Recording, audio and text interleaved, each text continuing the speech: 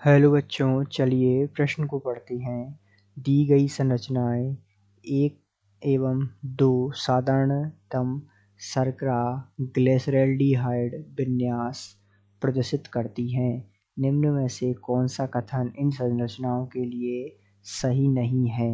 आपको संरचना 1 तथा संरचना 2 दी हुई है और विकल्पों के रूप में कथन दिए हुए हैं। विकल्प 1 है अर्थात विकल्प ए है, फर्स्ट डी रूप को दर्शाती है, जबकि सेकंड ग्लिसरैल्डिहाइड के एल रूप को दर्शाती है। बी है समान विन्यास वाली शर्कराएं जैसे डी ग्लिसरैल्डिहाइड को डी शर्करा कहते हैं। विकल्प सी है प्राकृतिक ग्लूकोज एवं फ्रक्टोज डी रूपों में होते हैं। और विकल्प डी है डी दक्षिणावर्ती घूर्णन है, जबकि एल वामावर्ती घूर्णन एनेंटियोमर है। तो आइए बच्चों, मुख्य अवधारणा को समझते हुए हम इस प्रश्न को हल करते हैं तथा विस्तार पूर्वक और व्याख्या पूर्वक इस प्रश्न की जो है हल को समझकर सही विकल्प का चुनाव करते हैं। तो मुख्य अवधारणा के रूप में सबसे पहले हम जानते हैं कि जो डी रूप का मतलब होता है, अर्थात डी रूप का सीधा सा मतलब होता है OH समूह का दाएं तरफ होना, अर्थात OH समूह का दाईं दिशा में होना।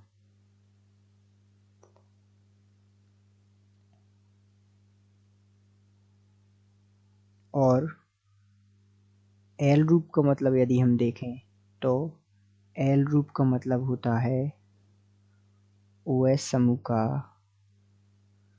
बाईं दिशा में होना।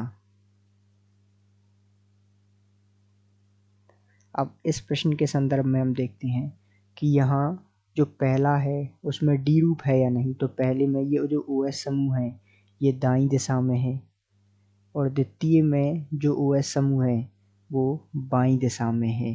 तो ये जो है पहला क्या कौन सा रूप है? डी रूप है, बिल्कुल सही है। और दूसरा जो है एल रूप है, ये भी सही है।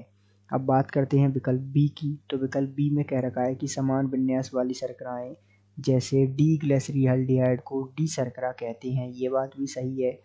अब बात करें हम विकल्प सी की कि प्राकृतिक ग्लूकोज एवं फ्रक्टोज डी रूपों में होते हैं, तो ये बात भी सही है। अर्थात ये जो संरचना है वो डी ग्लूकोज की है और ये जो संरचना है वो डी फ्रक्टोज की है। तो डी ग्लूकोज तथा डी फ्रक्टोज जो होते हैं वो प्राकृतिक रूप से ग्लूकोज और फ्रक्टोज जो है सामान्य रूप से किस में पाए जाते हैं? ये जो हैं ये डी रूपों में पाए जाते हैं, ये बात सही है। अब बात करें विकल्प डी की। तो विकल्प डी में कहा है कि डी दक्षिणावर्ती घूर्णन तथा एल वामावर्ती घूर्णन एनेंटियोमर है, ये बात गलत है। क्योंकि डी का मतलब होता है यहाँ OH समूह का दाईं दिशा में होना तथा एल का मतलब हमने देखा एल रूप का मतलब होता है OH समूह का बाईं दिशा में होना। जैसा कि हमने इनमें देखा कि इसमें OH समूह दाईं दिशा में है और इसमें OH समूह बाईं दिशा में है। तो ये जो विकल्प है ये पूरी तरह से निरर्थक है, अर्थात इसका कोई अर्थ नहीं निकलता। ये विकल्प है गलत विकल्प।